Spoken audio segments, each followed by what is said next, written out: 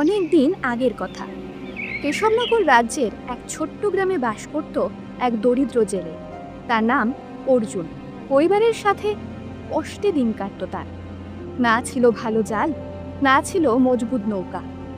যতই সে খাটত, ভাগ্য কোনোদিন তার সাথ দিত না। তার পরিবারে ছিল স্ত্রী বিন্দি এবং 5 বছরের পুত্র রতন। প্রতিদিন তাদের লড়াই চলত দারিদ্র্য আর ক্ষুধার সাথে। একদিন ভোরবেলায় সমুদ্র তীরে নিজের ভাঙা চূড়া নৌকার পাশে বসেছিল অর্জুন। চোখে মুখে ক্লান্তির ছাপ স্পষ্ট।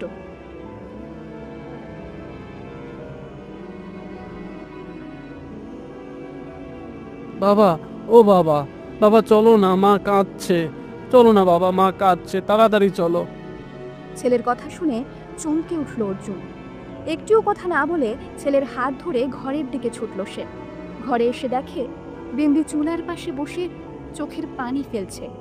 বিন্দি, কি হয়েছে? কেন কাঁদছো? কাল থেকে ঘরে কিচ্ছু নেই রান্না করার মতো। আমি তো না খেয়ে থাকতে পারবো, কিন্তু রতন সে সকাল থেকে খেতে চাইছে। গতকাল ওকে মিথ্যে বলে ঘুম পাড়ালাম যে ভাত বসানো আছে, আজও শুধু হাঁড়িতে জল দিয়ে রেখেছি। বিন্দির কথা শুনে অর্জুনের চোখে পানি চলে এলো, কিন্তু সে নিজেকে সামলে নিয়ে কোনো কথা না বলে ঘর থেকে বেরিয়ে গেল এবং সমুদ্রের দিকে হাঁটা দিল। কিছু দূর যেতেই হঠাৎ এক ভারী কণ্ঠ তার কানে বাজল। এত মন খারাপ করে কোথায় চলেছ?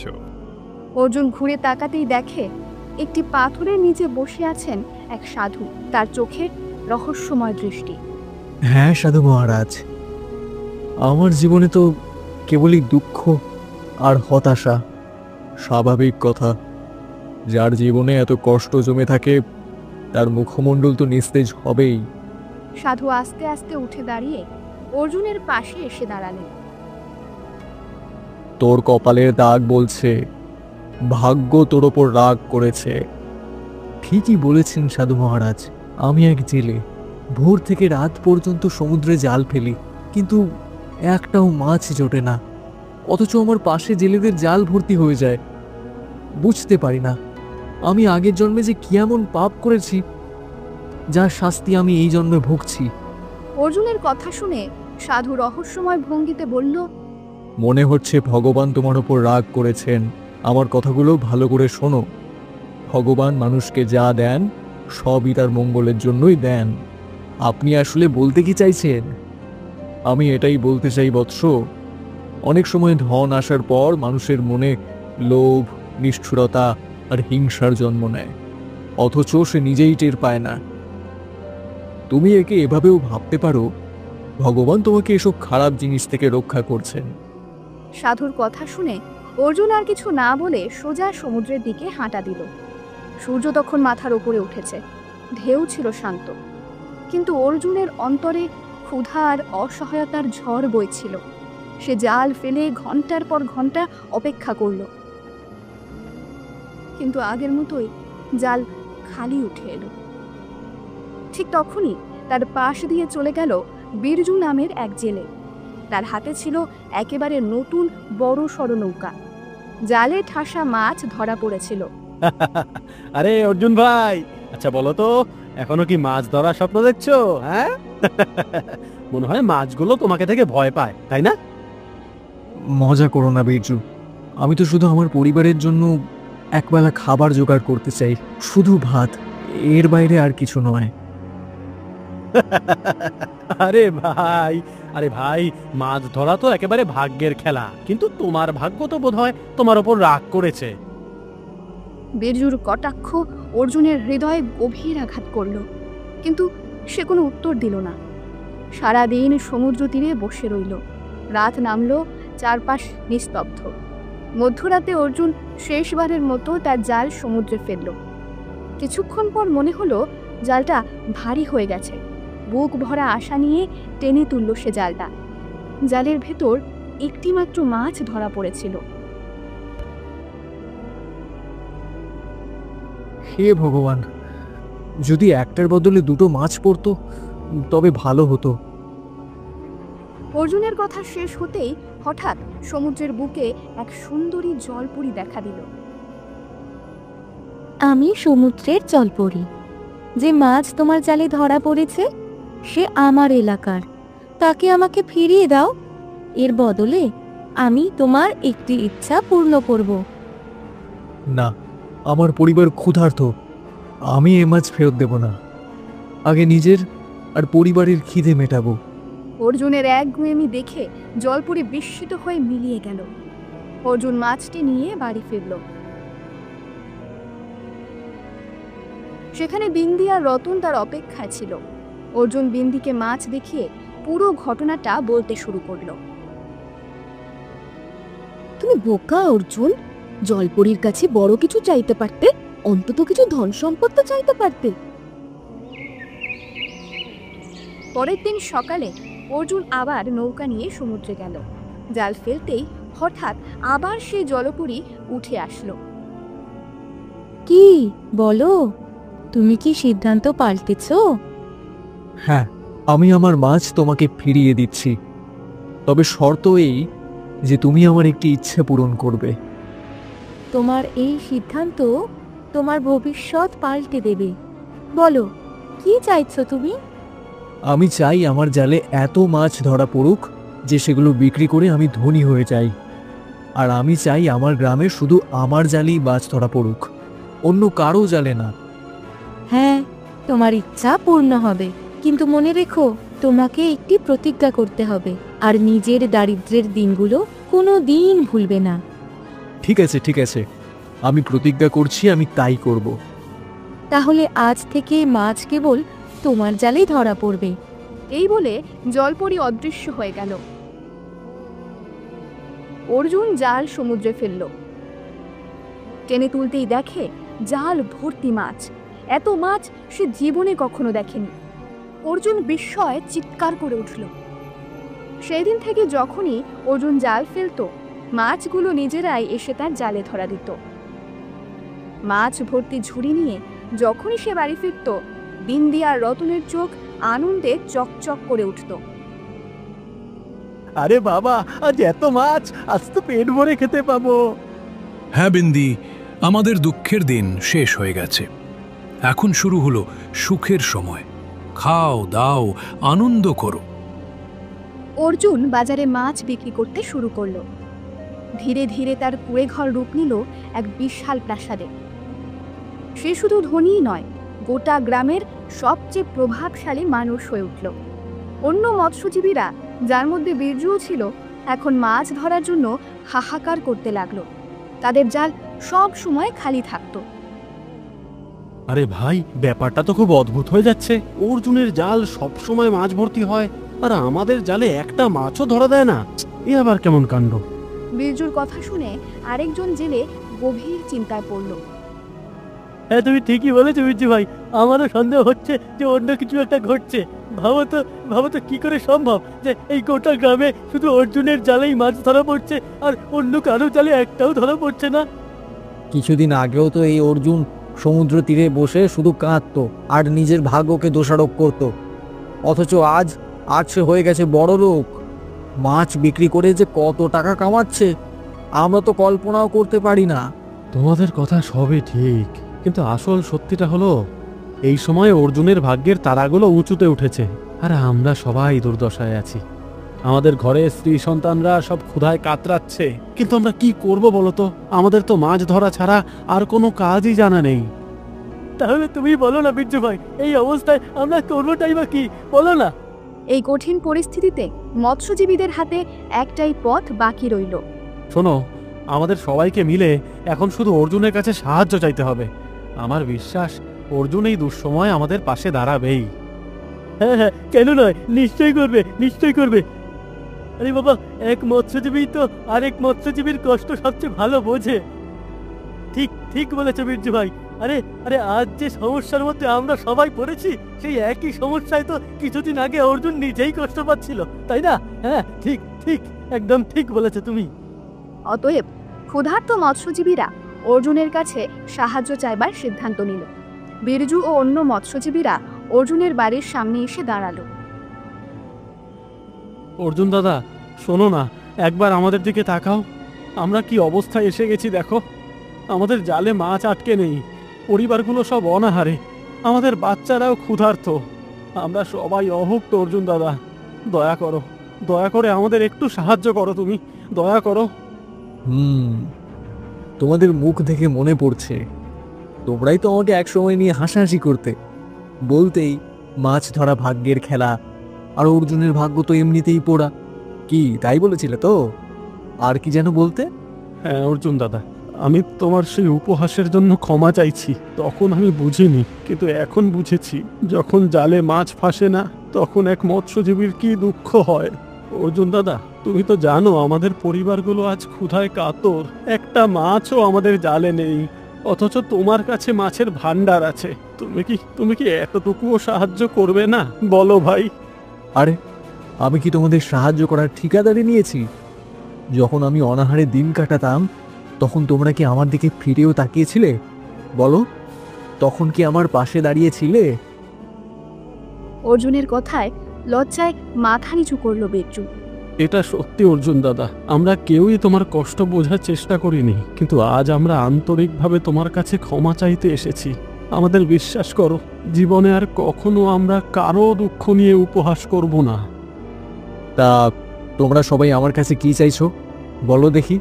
দেখো অর্জুন দাদা, তোমার জালে এখন অনেক মাছই ধরা পড়ছে। তুমি চাইলে তোমার ওই অগণিত মাছের মধ্যে কিছু মাছ আমাদের দাও। আমরা মৎস্যজীবীরা সারা রাজ্যে ঘরে ঘরে গিয়ে তোমার মাছ বেচে দেব। তার বিনিময়ে তুমি শুধু আমাদের এতটুকুই অর্থ দিও, যাতে আমরা আর আমাদের পরিবারগুলো দুমুঠো খেতে পারি। বীরজুর কথা শুনে অর্জুন উচ্চস্বরে হেসে উঠল। বীরজুর দিকে তাকিয়ে সে বিদ্রুপ ভরে বলল, ওহ বাহ বাহ, কি সুন্দর কথা বলছো। আমি নাকি তোমাদের মাছ দেব ফ্রিতে? আরে আমার মাছ কি রাজ্যে গড়াগড়ি করছে নাকি যে তোমাদের হাতে তুলে দেবো বিক্রি করার জন্য? যাও এখান থেকে, একটাও মাছ দেব না তোমাদের। আর শোনো, দ্বিতীয়বার যেন তোমাদের মুখ আমি এখানে না দেখি। আমার কোনো আগ্রহ নেই তোমাদের চেহারা দেখার। যাও যাও, এক্ষুনি যাও। অহংকার অর্জুনকে অন্ধ করে দিয়েছিল। সে বীরজু আর বাকি মৎস্যজীবীদের খালি হাতে ফিরিয়ে দিল। এই অমানবিক ব্যবহার দেখে বিন্দি ভীষণ ক্ষিপ্ত হয়ে উঠল। লজ্জা হওয়া উচিত তোমার অর্জুন। যাদের সঙ্গে তুমি এতদিন জীবন কাটালে, তাদের আজ তুমি অনাহারে মুক্তি দিচ্ছ। এই বিন্দি, আমাকে শেখানোর চেষ্টা করো না। আমি যেমন আছি ঠিক আছি, বুঝলে? এতটুকু বলেই অর্জুন সেখান থেকে চলে গেল। পরদিন অর্জুনের মনে হঠাৎ একটা চিন্তা এলো। হ্যাঁ, বীরজু আমাকে একসময় ভীষণ অপমান করেছিল, কিন্তু গতকাল আমারই ভুল ছিল। ওকে আর বাকিদের ফিরিয়ে দেওয়া উচিত হয়নি। এই ভেবে অর্জুন সমুদ্রের ধারে চলে গেল। সেখানে বীরজু আর বাকিরা মুখ গোমরা করে বসেছিল। অর্জুন হঠাৎই বীরজুর দিকে তাকিয়ে মুচকি হেসে বলল, বীরজু, ওরে বীরজু, শোনো, গতকাল আমি তোমাদের সবার সঙ্গে যেভাবে ব্যবহার করেছি তার জন্য আমি ক্ষমা চাইছি। আমার স্ত্রী তোমাদের জন্য খুব কষ্ট পেয়েছে, তাই আমি ঠিক করেছি তোমাদের সাহায্য করব। অর্জুনের কথা শুনে বীরজু খুশিতে মুখ উজ্জ্বল করে অন্যদের দিকে ফিরে বলল, শুনেছ তো সবাই? হ্যাঁ, আমরা ঠিকই বলেছিলাম।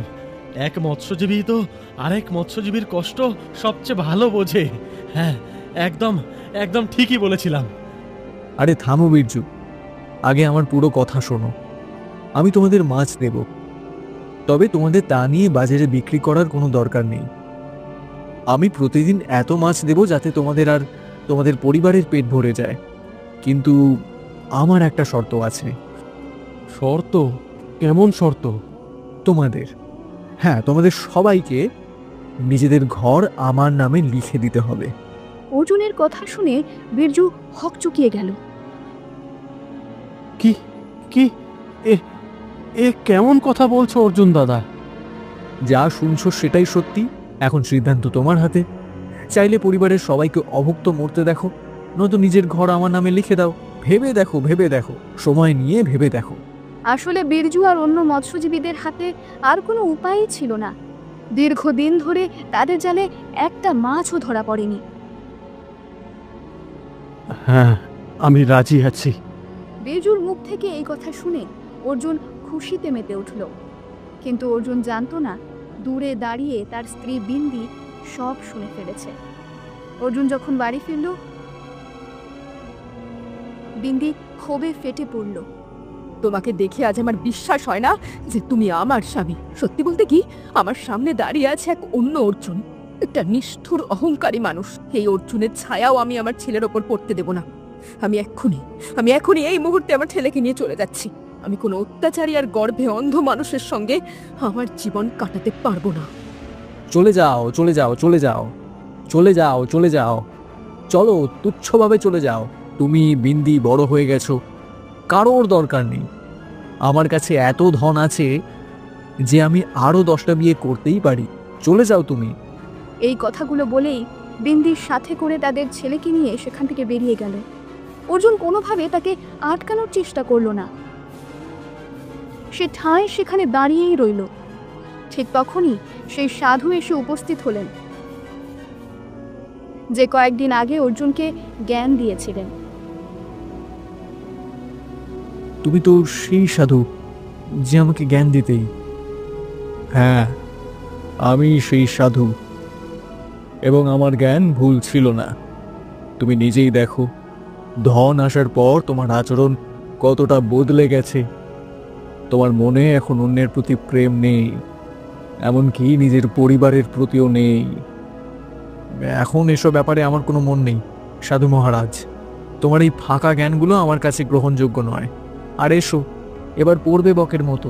এতটুকু বলতেই আচমকাই সেই সাধু রং বেরঙের দীপ্তি মেখে এক মুহূর্তে সেই একই জলপুরীর আকৃতিতে প্রকাশ পেলেন। অর্জুন বিস্ময়ে চমকে উঠল।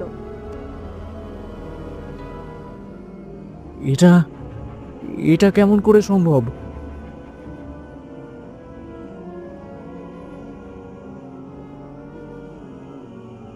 এটাই আমি, যে তুমি সমুদ্রের তীরে জলপুরি দেখে ভেবেছিলে। মূর্খ, সমুদ্রের মধ্যে তুমি যে জলপুরীকে দেখেছিলে, আসলে সেই রূপে আমাকেই দেখলে তুমি। আমি সাধারণ কোনো সাধু নেই, আমি এক অলৌকিক সাধু। জলপুরীর রূপে যখন তোমার ইচ্ছা পূরণ করেছিলাম, তখন আমি জানতাম সেটা করে আমি যা করব তা হওয়া উচিত নয়। তুমি আমাকে বলেছিলে যে তোমার জালে মাছ যেন পড়ে, তা ঠিক ছিল, কিন্তু তোমার অন্য ইচ্ছা যে কেবলমাত্র তোমার জালেই মাছ পড়ুক, সেটা ভুল ছিল। আমি তোমাকে দেখাতে চেয়েছিলাম ধন এসে মানুষের মন কতখানি বদলে দেয়। আজ তোমার কাছে কেশবনগরের রাজা বিক্রমের থেকেও বেশি ধন আছে, তবুও তোমার ক্ষুধা মেটেনি। এখন তুমি অন্যদের বাড়িও ছিনিয়ে নিতে চাইছো। জলপরীর রূপে তোমার সঙ্গে আমি তাই করার শর্ত নিয়েছিলাম যে তুমি অন্যদের সাহায্য করবে, ক্ষুধার্তকে খাওয়াবে। কিন্তু তোমারই সম্প্রদায়ের মৎস্যজীবীরা বহুদিন ধরে তাদের পরিবার সহ অনাহারে কাতরাচ্ছে, তবে তোমার হৃদয় একবারও তাদের দেখে কাঁপেনি। তোমার মতো মৎস্যজীবী যার তৃপ্তি নেই, তোমার বাঁচবারও কোনো অধিকার নেই। এমন কথা বলে উঠতেই সাধুর চোখ থেকে অগ্নিশিখা বেরোতে লাগলো। আগুন যখন অর্জুনের দেহে পড়তে যাচ্ছিল, তখনই হঠাৎ বিন্দি তার ছেলেকে নিয়ে সেখানে এসে পৌঁছালো। কিছু জিনিস নিতে সে ভুলে গিয়েছিল, তাই ফিরেছিল। দৃশ্য দেখে সব বুঝে গেল বিন্দি। সাধু মহারাজ, আমার স্বামীকে ক্ষমা করে দিন। আমি তার পক্ষ থেকে ক্ষমা চাইছি। দয়া করে ওকে আর শাস্তি দেবেন না, ওকে ক্ষমা করে দিন। বিন্দির কথায় সাধুর ক্রোধ আস্তে আস্তে গলতে লাগলো। কিছুক্ষণ পর তার রাগ শান্ত হলো। আমাকে ক্ষমা করে দিন সাধু মহারাজ, আমাকে ক্ষমা করুন। আমি আপনার কথা বুঝেছি। সেদিন আপনি যা বলেছিলেন সবকিছুই একদম সত্যি ছিল। আমি এবার আপনাদের সেই প্রতিজ্ঞা পালন করব। ঠিক আছে, আমি তোমার একটি ইচ্ছে মুছে দিচ্ছি। এখন থেকে মাছ তোমার জালে তো ধরা পড়বেই, কিন্তু শুধু তোমার জালেই নয়, এই গ্রামে থাকা প্রতিটি মৎস্যজীবীর জালেও ধরা পড়বে। সাধু মহারাজ, আমি আর কখনো কাউকে কষ্ট দেব না, আমি প্রতিজ্ঞা করছি। এই প্রতিজ্ঞাই তোমার মঙ্গল বয়ে আনবে অর্জুন। লোভ, ঘৃণা আর ক্রোধ এসব মানুষকে কখন যে ধ্বংস করে দেয় সে টেরই পায় না। এই কথা বলেই সাধু চলে গেলেন। আর সেদিনের পর থেকে অর্জুন একেবারে বদলে গেল। সে 2 হাত ভরে গরিবদের সাহায্য করতে লাগল।